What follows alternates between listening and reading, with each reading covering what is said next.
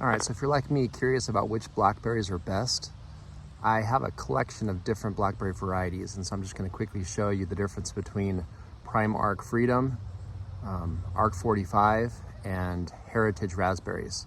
So two different kinds of blackberries versus Heritage Raspberries. I think Heritage Raspberries are probably the most familiar to most people. It's typically the ones you see in the grocery store, so the red raspberries you buy. So let me show you the difference in size between these three different types of blackberries. Come join me in the chaos. Join me in the chaos, where the food forest thrives, in the joy of growth. All right, so I picked a bunch of Heritage Raspberries here, and these are Ark45s right here. So they're pretty big, and I actually do get sometimes bigger ones. The weirdest thing I think with Ark45s is you get these weird double berries. They taste the same, they just look funny. So if you've ever grown Ark45, I think some of the other Ark varieties, like I think it's University of Arkansas, shout out, right? Wonderful berries, but I noticed a few of the varieties have these weird double berries. I don't have a problem with them, they're just different. But that's like a normal, I would say, a quote-unquote normal Ark45 blackberry. Pretty good size, delicious when they're fully ripe.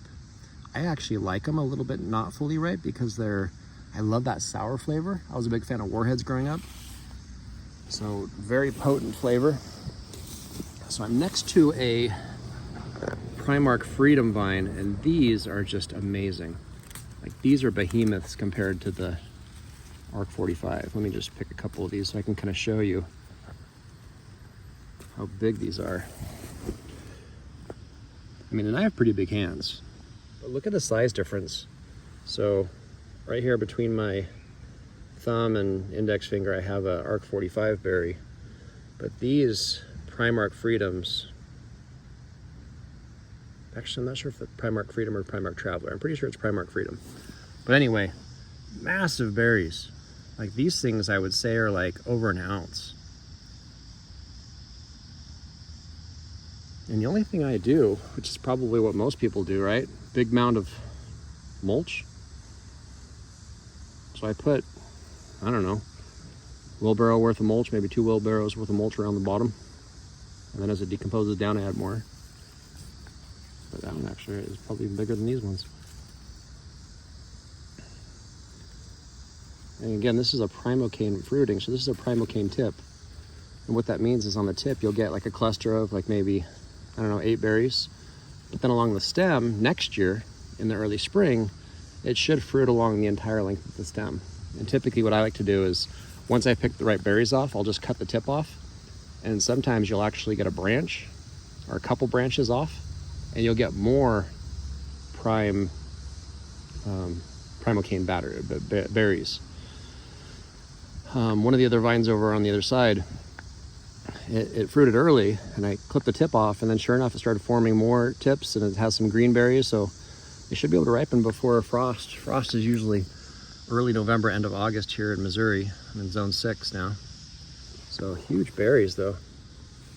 Like those giant ones, they just kind of fill out the jar. I'm just gonna try this one. Wow. I don't know how to describe the flavor. Very big flavor. I could see it'd be really good for jams because it does have such an intense background flavor that you could probably add it to like a lemonade or add sugar and other things to it to further extend the flavor, because the flavor is so potent. But they're also sweet, so they don't really need sugar. But if you were if you wanted to make it into drinks, I could see you could definitely stretch that flavor. Or like muffins or cake. You could definitely stretch that blackberry flavor. It's just so intense. And it could be just the size of the berries. You put a berry in your mouth, it's the size of a small plum, and it's just all berry. Just delicious. Oh, I just noticed I have some more Primark 45s over on the other side. Let me kind of show you what these guys look like. Great perimeter plant, I would say, too. Sometimes you'll get fatter ones. but they're just not quite as big as the freedoms. I actually honestly like these because of the size of the thorns, and mainly because I put this on my perimeter fences, and I would prefer not to, to discourage people from just wandering into my property. So it's kind of the perfect plant. The thorns aren't going to hurt anybody per se, but they're definitely going to discourage anyone from jumping over your fence.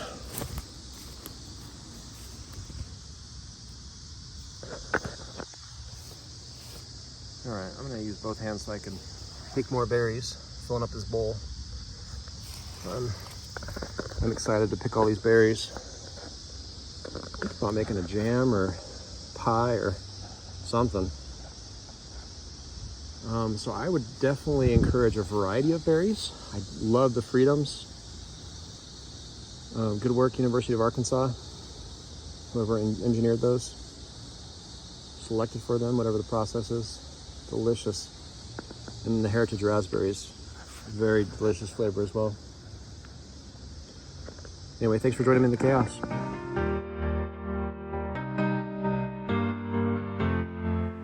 Come join me in the chaos where the wild things grow, embracing nature's rhythm, letting the seeds we sow. In the sun we'll toil with dirt between our toes. God's rules for plants, only Father Adam knows. Come join me in the chaos, chaos gardening where the wildflowers bloom.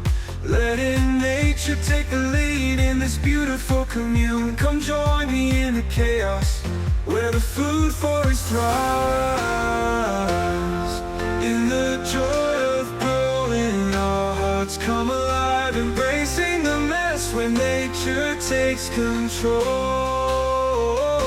Come join me in the chaos, let the bounty unfold. Come join me in the chaos where the veggies are ripe, watching the magic as plants come to life. In the chaos we find peace as the garden sings. Natural selection and work as nature brings. Come join me in the chaos, let the bounty unfold.